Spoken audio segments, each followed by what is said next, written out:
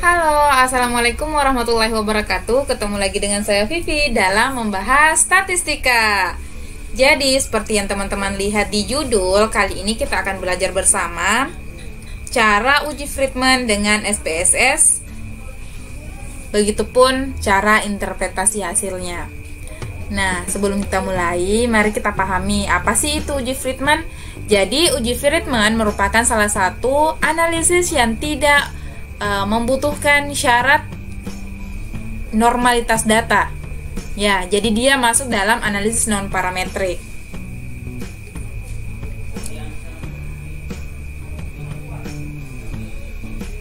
Jadi uji Friedman ini bertujuan untuk mengetahui atau menguji perbedaan dari 3 sampel atau lebih yang saling berhubungan atau berkaitan satu sama lain. Nah, biasanya kan kalau sampelnya cuma 2, itu kita menggunakan uji Wilcoxon untuk non parametrik. Nah, apabila lebih dari 2, kita gunakan uji Friedman. Nah, saya sudah siapkan contoh datanya seperti yang teman-teman lihat di layar. Ini ada 13 responden. Jadi ini ada bukan episode ya, di sini berat badan. Nah, ini berat badan awal dari 13 responden. Kemudian sebelum pengukuran di minggu pertama, kemudian di waktu setelah sebulan, kemudian waktu setahun, mereka diberikan obat supaya menaikkan berat badan, seperti itulah. Nah, jadi setelah mereka mengkonsumsi selama seminggu diukur berat badannya, setelah sebulan diukur kembali, dan selama setahun juga diukur kembali. Nah, data ini yang kemudian ingin kita lihat, apakah ada perbedaan dari masing-masing pengukuran dari waktu ke waktu, mulai dari awal, kemudian seminggu, sebulan, dan setahun. Nah, langkah yang pertama kita lakukan adalah mengcopy datanya untuk masuk ke SPSS-nya. Kita kontrol ya. Kemudian kita masuk ke SPSS. Ini SPSS-nya itu sudah saya analisis data yang lain sebelumnya, jadi kita hapus dulu. Kita kontrol A baru hapus ya.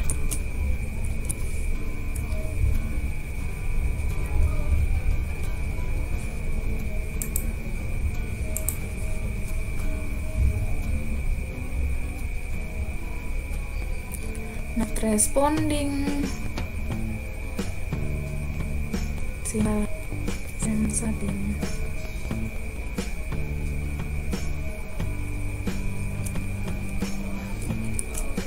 Oke, semuanya kita hapus ya. Oke. Nah, setelah itu baru kita copy datanya kita di sini. Oke, sudah ada 4. Nah, kita masuk ke variable view. Di sini tadi itu untuk awal, kemudian seminggu, kemudian sebulan, dan setahun. Semuanya itu pengukurannya bentuk scale ya. Scale. Kemudian di sini tidak ada yang perlu didefinisikan atau dilabelkan karena tidak ada yang merupakan data nominal atau ordinal. Oke, selanjutnya untuk desimalnya juga tidak perlu karena kan berat badannya tidak ada yang menggunakan desimal. Oke, kemudian kita lanjut.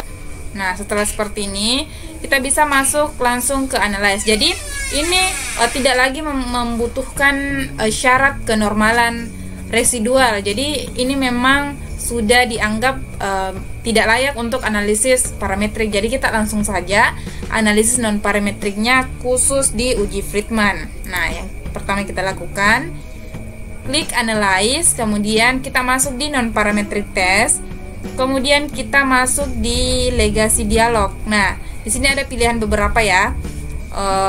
Kita masuk di key related sample. Jadi ini menunjukkan bahwa dia lebih dari 2 sampel yang saling berhubungan. Jadi kita klik, setelah itu kita klik, kita kita blok semuanya ya, Ctrl A, kemudian kita masukkan ke tes variabel. Kemudian statistiknya kita bisa pilih deskriptif sama kuartilnya, kemudian continue.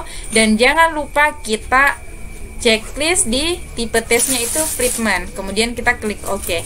Jeng jeng. Ini belum muncul ya, ini Kruskal-Wallis. Nah, ini dia hasilnya untuk analisis Friedman test.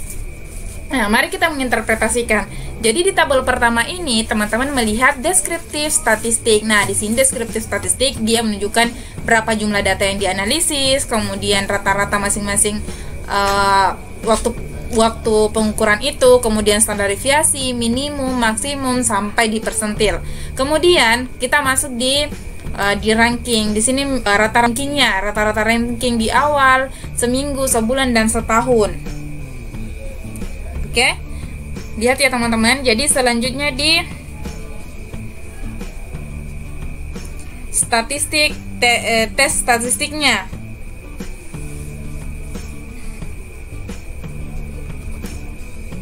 Nah, ini untuk tes statistik di sini ada signifikansinya. Jadi signifikansinya ini yang kemudian digunakan untuk melihat apakah data kita apakah data kita memiliki peningkatan dari bulan ke bulan, yang artinya harusnya dia berbeda di sini. Kalau dia memiliki peningkatan yang nyata. Nah, itu bisa ditentukan jika nilai signifikansinya lebih kecil dari alfa. Namun, dilihat dari sini, nilai signifikansinya itu lebih besar dari alfa, yaitu 0,05. Atau derajat kesalahan yang kita maklumi itu 0,5 atau 5%. Nah, di sini ternyata nilai signifikansi yang kita peroleh itu lebih besar, berarti artinya kita terima H0, kita tidak menolak H0, yang berarti tidak ada perbedaan yang nyata dari waktu ke waktu, atau dari pengukuran awal, pengukuran seminggu, pengukuran sebulan, sampai pengukuran setahunnya. Seperti itu teman-teman. Nah, untuk chi-square-nya juga teman-teman bisa mengambil keputusan berdasarkan nilai ini. Jadi jika nilai chi-square hitung, ini chi-square hitung ya namanya. Jika nilai chi-square hitung itu lebih kecil dari chi-square tabel itu memang tabel yang sudah ditentukan, maka H0 diterima dan HA-nya ditolak. Dan apabila tabel nilai chi-square-nya ini lebih besar dari chi-square tabel, maka H0 ditolak dan HA diterima. Seperti itu sih. Oke, kemudian saya rasa cukup.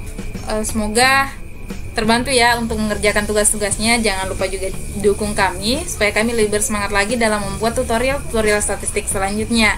Like, subscribe, dan bagikan video ini. Sampai jumpa di video selanjutnya.